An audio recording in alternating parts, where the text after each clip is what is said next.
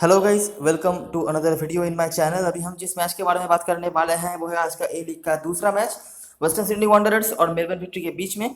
इससे पहले इस मैच की एनालिसिस स्टार्ट करें, अगर कल वाले मैच का हम डिवाइड कर ले तो कमाल का गया था मैच। मुझे नहीं लगता किसी भी तरीके से कहीं से भी आप उस मैच में कहीं से आपका जो है लॉस हो सकता है, क्योंकि मैच के जो बेस्ट पॉइंट स्कोरर हैं वो थे हमारे कैप्टन या फिर वाइस कैप्टन। सारी जनता ने जिनको कैप्टन रखा था, मैंने कहा था कि आप उनको थोड़ा रिस्क लेके वाइस कैप्टन बना सकते हो। अगर आपने कैप्टन भी बनाया होगा और बेन हालोरंग जो हमारे लिए बहुत बड़े अलग हट के कैप्टन वाइस कैप्टन के चॉइस थे, अगर आपने उनको बनाया होगा तो मेरे ख्याल से आपके लिए आराम से काम हो चुके होंगे, क्योंकि वो हाईएस्ट पॉइंट स्कोरर थे। और उसके सिवाय जिसको भी आपके ओपोनेंट्स ने कैप्टन वाइस कैप्टन रखा होगा वो लॉस पे ही रहे होंगे, आपसे कम पॉइंट से उनका जो है रहा होगा। और बहुत सारी जनता तो क्लीन शीट की टीम को लेकर भी आई थी, तो जितने ज़्यादा डिफेंडर्स लोगों ने रखे उतने ज़्यादा डिफेंडर्स के माइनस उनको मिले हैं।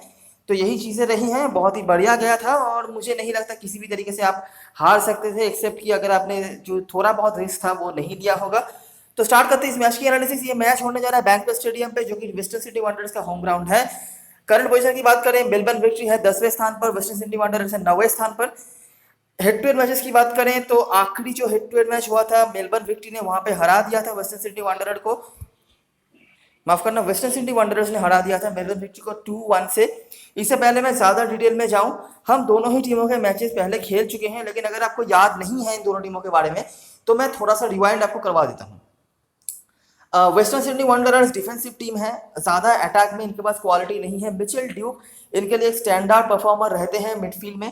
अटैक में इसके सिवाय और कोई भी इस तरह से कंसिस्टेंटली परफॉर्म नहीं कर पा रहा है वेस्टर्न सिडनी वंडरर्स के होकर, और यही इनके लिए सबसे बड़ी जो है गड़बड़ हो रही है इस सीजन में, और इसीलिए वो 11 टीमों की टेबल में 9वें स्थान पर हैं। डिफेंस बुरा नहीं है, लेकिन इतना अच्छा भी नहीं है कि क्लीन शीट रख के जीत सकें। वो हर मैच में वो कम से कम एक गोल तो कंसीड कर ही रहे हैं। दूसरी तरफ से अगर हम मेलबर्न विक्ट्री की बात करें तो इनके पास भी अटैक में कमियां हैं, ठीक है। बहुत सारे फर्स्ट टीम फुटबॉलर्स इनके लिए अवेलेबल नहीं है। इनके अटैक में भी एक मेन प्लेयर है जिनका नाम है एंड्रयू नाबूट, और पिछले कुछ मैचों में रोहास ने कमाल का फुटबॉल खेला है। ना सिर्फ गोल बल्कि दो दो करके गोल उन्होंने करे हैं पिछले दोनों मैचों में।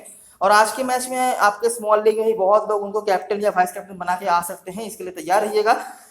जनरली अटैकिंग टीम है मेलबर्न विक्ट्री, लेकिन क्योंकि उनके पास काफ़ी फर्स्ट टीम फुटबॉलर्स अवेलेबल नहीं है तो उनको मजबूरन थोड़ा डिफेंसिव अप्रोच के साथ खेलना पड़ रहा है। स्टाइल ऑफ प्ले की बात करी जाए तो वेस्टर्न सिडनी वंडरर्स भी विंग बैक्स इस्तेमाल करते हैं, लेकिन उतना ज़्यादा विंग से इनका काम होता नहीं है, इनका काम सेंट्रली ही होता है। सारे जो अटैकिंग ऑप्शंस हैं इनके पास वो सेंट्रली ही अवेलेबल हैं। दूसरी तरफ से Melbourne victory wing dependent football खेलने के लिए जाने जाती हैं, और इनके विंग भी काफ़ी अच्छे क्वालिटीज़ भी हैं, और इनके फुल बैक्स भी काफ़ी कंट्रीब्यूट करते हैं। लॉकडाउन से पहले तक जब इनके फर्स्ट टीम फुटबॉलर्स अवेलेबल थे तो ये काफ़ी अटैकिंग टीम हुआ करते थे, गोल्स करते थे, गोल्स खाते भी थे। लेकिन अभी जो है ये थोड़ा सा डिफेंसिव माइंडसेट के साथ खेलते हैं। अभी भी गोल खा रहे हैं लेकिन गोल ज़्यादा वो करते नहीं। हालांकि आखिरी मैच पर उन्होंने पर्थ ग्लोरी को रोंद के रख दिया था, जहाँ पर उन्होंने 4 गोल मारे थे पर्थ ग्लोरी के अगेंस्ट में। तो ये जो हेड टू हेड मैच हुआ था आप देख सकेंगे कि दोनों ही टीमों का जो अप्रोच था बहुत ज़्यादा अटैकिंग भी नहीं था। दोनों ही जो गोल वेस्टर्न सिडनी की तरफ से हुए थे वो हुए थे सेट पीस से, जहाँ पर कियानो बक्कुस और मायर ने गोल करा था। मेलबर्न विक्ट्री को पूरी तरीके से रोक दिया था यहाँ पर वेस्टर्न सिडनी वालों ने। एंड्रयू नाबूट पूरी तरीके से नलीफाई हो चुके थे इस मैच पर, और एकमात्र गोल जो आया था वो पेनल्टी से आया था, ठीक है। बाकी तो दोनों ही टीमों की डिफेंस में थोड़ा बहुत गड़बड़ था। मिडफील्ड पूरी तरीके से कंट्रोल किया था वेस्टर्न सिडनी वांडरर्स ने। आप देख सकते हैं वेस्टर्न सिडनी को हम सिडनी के नाम से कहेंगे तो उन्होंने सिर्फ पी से गोल करा था। विंग बैक्स यहाँ पर जो थे उन्होंने काफ़ी अच्छा कंट्रीब्यूट करा था, जिससे क्या हुआ कि मेलबर्न विक्ट्री का जो विंग प्ले था वो यहाँ पर हो चुका था ब्लॉक। हालांकि ये काफ़ी पहले का मैच है, सीजन की शुरुआत का मैच है, उसके बाद से काफ़ी सारी चीज़ें चेंज हो चुकी हैं। मेलबर्न सिटी का लेफ्ट साइड ज़्यादा एक्टिव था। मेलबर्न ने यहाँ पर पोजीशन रखा था जहाँ पर डोनाशी के पास आपको दिख जाएगा, और नाबुट के यहाँ पर क्रॉसेस। तो बहुत ज़्यादा रेलिवेंट नहीं भी हो सकता है, क्योंकि बहुत सारे ऐसे प्लेयर्स हैं जो कि अभी इस टीम के होकर खेलते भी नहीं हैं, या फिर सीजन के पहले के मैचेस हैं उसके बाद से टीमों में काफ़ी चेंजेस हुए हैं। तो रिसेंट कुछ मैचेस की बात करते हैं। मेलबर्न विक्ट्री ने यहाँ पर एडिलेड को हराया था, ठीक है। एडिलेड के डिफेंस तो खराब रहता ही है, लेकिन जो काम उन्होंने अच्छा करा था वो था खुद का डिफेंस यहाँ पर अच्छा रखा।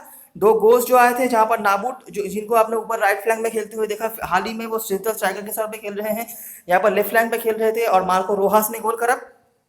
इन दोनों को आप गलती से भी मिस नहीं कर सकते, क्योंकि मेलबर्न विक्ट्री की तरफ से जितना भी अटैकिंग पॉइंट ऑफ व्यू से जो भी हो रहा है इन दोनों के ऊपर डिपेंड करके ही हो रहा है, ठीक है। Solid in the back and effective wing play. Adelaide also had a good defence, लेकिन उतना भी अच्छा नहीं कि वो डिफेंस उतना इनका अच्छा नहीं होता है कि एक आध गोल को रोक पाए। एडिलेड ने सेट पीस से गोल करा था, एडिलेड ने पोजीशन रखा। मेलबर्न विक्ट्री का एक और जो चीज़ है जो है कि मेजोरिटी ऑफ द मैचेस में आप इनको पोजीशन रखते हुए नहीं देखेंगे। ठीक है, तो यहाँ पर आपने वही देखा है जहाँ पर हुगलन टाबुट के क्रॉसेस थे। न्यूकासल जेट्स के अगेंस्ट में 1-1 का बराबरी था। न्यूकासल जेट्स भी अच्छी डिफेंसिव टीम है, तो उनके अगेंस्ट में रोकना पड़ा। फिर से एक ही गोल हुआ था जहाँ पर नाम टोइवन ने गोल करा था, जो उनके हाईएस्ट गोल स्कोरर चल रहे थे। फिर से पोजीशन नहीं रखा, बादशाह के क्रॉसेस। सीसीएम के अगेंस्ट में यहाँ पर हारना पड़ा। तो यहाँ पर उनको जो उनकी जो गलती है या गड़बड़ी है वो आप देख सकेंगे। डिफेंस में एक गलती कर, और सीसीएम जैसी वीक अटैकिंग टीम ने भी यहाँ उसको एक्सपोज कर दिया था, और एक गोल आया था। नहीं तो अटैकिंग थर्ड में और भी ऑप्शन इनके पास कम थे। तो आप देख सकते हैं ओला टोइवरन के जाने के बाद इनके पास जो ऑप्शंस रहे हैं वो काफ़ी कम हो चुके हैं। और मेन जो करना पड़ता था उनके लिए कि एंड्रयू नाबूट को ऑफ कर दीजिए, तो उनके पास गोल स्कोरिंग अपॉर्चुनिटीज जो है कम हो जाती है। लेकिन पिछले कुछ मैचों में मार्को रोहास ने बहुत ही अच्छा फुटबॉल खेला हुआ है, और नाबूट कुछ कर पाए या नहीं कर पाए, पिछले 2 मैच में एक ही गोल उन्होंने करा है, वो भी पेनल्टी से। लेकिन रोहास कंसिस्टेंटली कुछ ना कुछ कंट्रीब्यूशन तो रख ही रहे हैं, सिर्फ कंट्रीब्यूशन नहीं रख रहे हैं, गोल भी कर रहे हैं। तो यही यहाँ पे है। पोजीशन फिर से नहीं रखा और ट्रायोले के टैकल्स। तो ये है कुछ हद तक मेलबर्न विक्ट्री के बारे में। ठीक है, अटैकिंग टीम हुआ करते थे, लेकिन क्योंकि उनके पास ऑप्शंस अभी काफ़ी कम हो चुके हैं तो मजबूरन डिफेंसिव खेलना पड़ रहा है। और डिफेंस इनका उतना स्ट्रांग भी नहीं है, ठीक ठाक है मैं कहूँगा, लेकिन उतना स्ट्रांग भी नहीं है। ठीक है, विंग डिपेंडेंट ये टीम है। इनके फुल बैक्स भी काफ़ी ज़्यादा कंट्रीब्यूट वगैरह करते हैं। इनके जो मेन अटैकिंग थर्ड में प्लेयर है वो है एंड्रयू नाबूट। इसके सिवा भी पिछले कुछ मैचेस से मार्को रोहास ने काफ़ी अच्छा कंट्रीब्यूट वगैरह करा हुआ है। दूसरी तरफ से अगर हम वेस्टर्न सिडनी वंडरर्स की बात करें तो अच्छी डिफेंसिव टीम है, और इनका जो सबसे बड़ा स्ट्रेंथ है वो है सेंट्रल मिडफील्ड, जिसके वजह से जो भी टीम इनके अगेंस्ट में सेंट्रली काम करने आते हैं ना, उनके अगेंस्ट में इनका हमेशा ही अच्छा रिकॉर्ड और अच्छा परफॉर्मेंस रहता है। सिडनी एफसी ने यहाँ पर सिडनी एफसी को यहाँ पर रोक दिया था। आपको पता ही होगा सिडनी एफसी भी सेंट्रली आते हैं। तो जैसे मैंने बताया कि वेस्टर्न सिडनी का सेंट्रली उनका काफ़ी अच्छा स्ट्रेंथ है। इनके सेंट्रल और डिफेंसिव मिडफील्ड में कियानू बाकोस खेलते हैं, बहुत ही ज़्यादा इंपॉर्टेंट प्लेयर है। मतलब गोल या असिस्ट करेंगे या नहीं करेंगे ये बता पाना मुश्किल है, लेकिन कॉन्सिस्टेंट पॉइंट स्कोरर तो है ही, और डिफेंसिव क्वालिटीज इनकी बहुत ही अच्छी रहती है, जिसके वजह से इनके मिडफील्ड में जो डिफेंसिव क्वालिटीज़ हैं वो बरकरार रहते हैं हमेशा ही। सिडनी एफसी भी यहाँ पर एक से ज़्यादा गोल नहीं कर पाई। और दूसरी तरफ से वेस्टर्न सिटी वंडरर्स का एक और चीज़ है कि ये पोजीशन रखते हैं। ठीक है, तो मेलबर्न विक्ट्री का जो चीज़ आपने देखा वो यहाँ पर आपको नहीं देखने को मिलेगा। वेस्टर्न सिडनी वंडरर्स के होकर ये पोजीशन कुछ हद तक रखते हैं। होल्डिंग मिडफील्ड ने अच्छा परफॉर्म किया, और जैसे पोजीशन आ गया तो जिगलर, मैकगोवन, जुर्मन, बाकूस और गियोर्गिस्की के नाम आपको यहाँ से दिख जाएंगे। गियोर्गिस्की सेट पीस में भी आते हैं रसल के साथ, और जुर्मन के टैकल्स। एडिलेड को 5-2 से हराया। इनका जो सबसे बड़ा स्ट्रेंथ है अटैकिंग थर्ड में वो आपको यहाँ से दिख जाएगा, और वो है ये कि इनको आपको पोजीशन रखने नहीं देना है, इनको डिपेंड करवाना है काउंटर अटैक पे। अगर ये काउंटर अटैक पे डिपेंड करते हैं, ठीक है, और उसके बाद अगर ओपोनेंट टीम का जो वीक डिफेंस है वो वीक हो जाए या वीकनेस उन पर आ जाए, तो उस डिफेंस को एक्सपोज करने का पूरा क्षमता रखती है वेस्टर्न यूनाइटेड की टीम, वेस्टर्न सिडनी की टीम। तो यहाँ पर एडिलेड थे जिनका डिफेंस वैसे खराब है, और वेस्टर्न सिडनी ने यहाँ पर काउंटर अटैक से भी हिट किया था, जहाँ से उनके अटैकिंग थर्ड में जितने भी प्लेयर्स अवेलेबल थे, Mitchell Duke, Simon Cox, Nikolai Muller, सभी ने यहाँ पर भर भर के गोल करे हुए थे। एडिलेड की तरफ से एकमात्र गोल पेनल्टी से आया था, और इसमें कुछ खास बताने के लिए है नहीं। अच्छा, एक चीज़ जो है वेस्टर्न सिडनी की तरफ से आपको हमेशा ही देखने को मिल जाएगा वो है वीकनेस अगेंस्ट विंग प्ले। ठीक है, ये चीज़ हमेशा ही होता है। यहाँ पर आप देखेंगे बेन हालोडन ने गोल करा था जो इनके विंग पे खेल रहे थे। ठीक है, सिडनी यहाँ पर सेंट्रली एक्टिव थे, जैसे कि बार बार मैं कह रहा हूँ, पोजीशन नहीं रखा था। जैसे ही पोजीशन नहीं रखा मतलब काउंटर अटैक पे हिट किया, और जैसे ही काउंटर अटैक पे हिट किया उनके मेन जो अटैकिंग स्ट्रेंथ्स वगैरह हैं वो बाहर आए, और ब्रिस्बेन रोड के अगेंस्ट में यहाँ पर उनको हारना पड़ा था। सेम स्ट्रेटेजी यूज करी, पोजीशन नहीं रखा, काउंटर अटैक पे हिट भी किया, लेकिन प्रॉब्लम क्या हो गया था कि ब्रिस्बेन रोड का डिफेंस एडिलेड की तरह वीक नहीं था, तो इसीलिए उनसे एक से ज़्यादा गोल नहीं हुआ, जो एकमात्र गोल मिशेल ड्यूक ने ही करा था। ठीक है, फिर से आपको जो वीकनेस है विंग प्ले के अगेंस्ट में दिख जाएगा, जहाँ पर इनके दोनों विंग बैक्स ने अच्छा कंट्रीब्यूट करा था, असिस्ट वगैरह प्रोवाइड करा था। ब्रिस्बेन के पास यहाँ पर पोजीशन था। तो ये है वेस्टर्न सिडनी वंडरर्स की टीम, जनरली पोजीशन रखते हैं, लेकिन इनका जो मेन अटैकिंग स्ट्रेंथ है वो जब ये पोजीशन नहीं रख पाते हैं तभी सामने आता है। विंगर्स का इस्तेमाल, विंग बैक्स का इस्तेमाल करते हैं, लेकिन उतना ज़्यादा कंट्रीब्यूशन इनका नहीं रहता है। गियोर्गिस्की थोड़ा ज़्यादा कंसिस्टेंट है अटैकिंग थर्ड में, सेट पीस वगैरह भी कभी कभार ले लेते हैं, और असिस्ट पोटेंशियल भी है, और पासिंग के भी आपको कंसिस्टेंटली पॉइंट दे सकते हैं। इसके सिवाय मुझे ज़्यादा कुछ इनके अटैक में बताने के लिए है नहीं। मिचेल ड्यूक एक स्टैंड आउट परफॉर्मर के तौर पे सामने आते हैं और कुछ खास नहीं है। सेट पीस टेकर्स की बात करें तो ये कुछ नाम हैं जिनको आप नोट कर सकते हो, मैं डिक्टेट नहीं कर रहा। वेस्टर्न सिडनी वंडरर्स के होकर स्वेगलर एक बहुत ही इंपॉर्टेंट प्लेयर हैं। हालांकि पिछले कुछ मैचों से वो स्टार्ट नहीं कर रहे हैं, लेकिन अगर मैं बहुत गलत नहीं हूँ तो पिछले 2-3 मैच से वो बेंच से आकर भी उन्होंने असिस्ट या कुछ ना कुछ प्रोवाइड करा हुआ है। तो क्या पता अगर आज के मैच स्टार्ट करें तो अगर करते हैं तो बहुत ही इंपॉर्टेंट प्लेयर बन सकते हैं आपके लिए। मेलबर्न विक्ट्री के लिए ये कोई हाईएस्ट गोल स्कोरर है नाबूट, और यहाँ से ड्यूक और मुलर का नाम दिख जाएगा। अभी रोहास का भी नाम आ चुका है, 5 या 6 गोल उनके भी हो चुके हैं। और ये कुछ वेस्टर्न सिटी वंडर्स के प्लेयर्स हैं। अभी एक बार देख लेते हैं दोनों टीम की पॉसिबल लाइनअप्स विद फॉर्मेशंस। तो मेरे ख्याल से दोनों टीमें इस तरह के फॉर्मेशन के साथ आ सकते हैं। जिस चीज़ों पे आपको नज़र रखना है, जिस पोजीशंस पे आपको नजर रखना, अच्छा इससे पहले मैं सब कुछ आगे समझाऊं, जो प्रेडिक्शन है मेरा इस मैच से, देखिए मुझे लगता है दोनों टीमों से गोल होना चाहिए। क्यों लगता है मैं आपको समझाता हूँ। वेस्टर्न सिडनी डिफेंसिव टीम है, मेलबर्न विक्ट्री भी डिफेंसिवली खेल रहे हैं, लेकिन बात यह है कि दोनों ही टीमों के कुछ कुछ वीकनेसेस हैं अपने डिफेंस में। ठीक है, भले ही ये डिफेंसिव खेलते हैं लेकिन डिफेंस इनका स्ट्रेंथ नहीं है।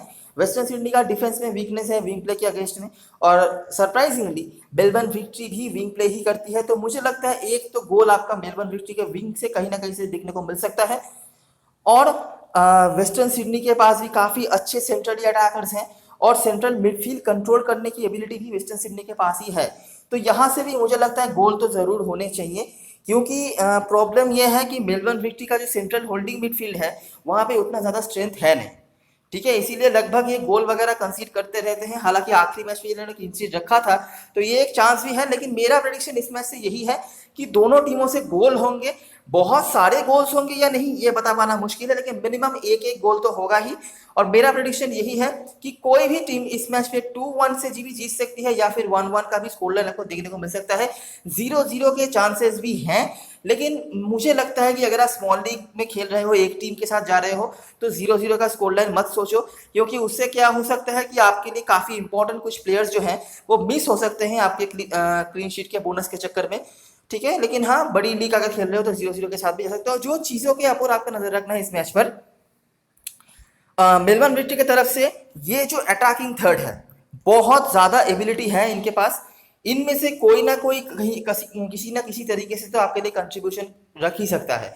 अभी अगर आपको स्पेसिफिक होना है, ठीक है, तो आप देख रहे हो कि पिछले कई मैचों से वेस्टर्न सिडनी के अगेंस्ट में सेंट्रली अटैक कर पाना थोड़ा मुश्किल हो रहा है। अभी नाबूट खेल रहे हैं एज ए सेंट्रल स्ट्राइकर, पिछले 2-3 मैच से उनका पेनल्टी के अलावा गोल भी नहीं है। तो ये एक प्लेयर है जिन पे आप रिस्क ले सकते हो। देखिए, किसी भी प्लेयर को ड्रॉप करना रिस्क हो सकता है। फिर से मैं कहना चाहूँगा लाउडी लटंजियो के बारे में, विंग पे खेल रहे हैं। उसके बाद रोहास को तो आप मिस कर ही नहीं सकते, ये भी विंग से ऑपरेट कर रहे हैं, कई कबार सेंट्रली भी आ रहे हैं।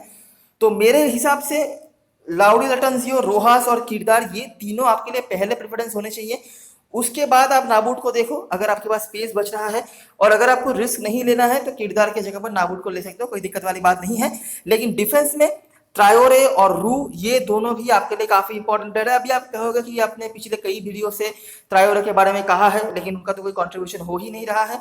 देखिए, फैंटेसी के मामले में हो सकता है ट्रायोरे उस तरह से कंट्रीब्यूट नहीं कर पा रहे हैं, लेकिन अगर आप मैच देखेंगे ना तो आपको समझ आएगा कि ट्रायोरे का कितना रोल रह रहा है।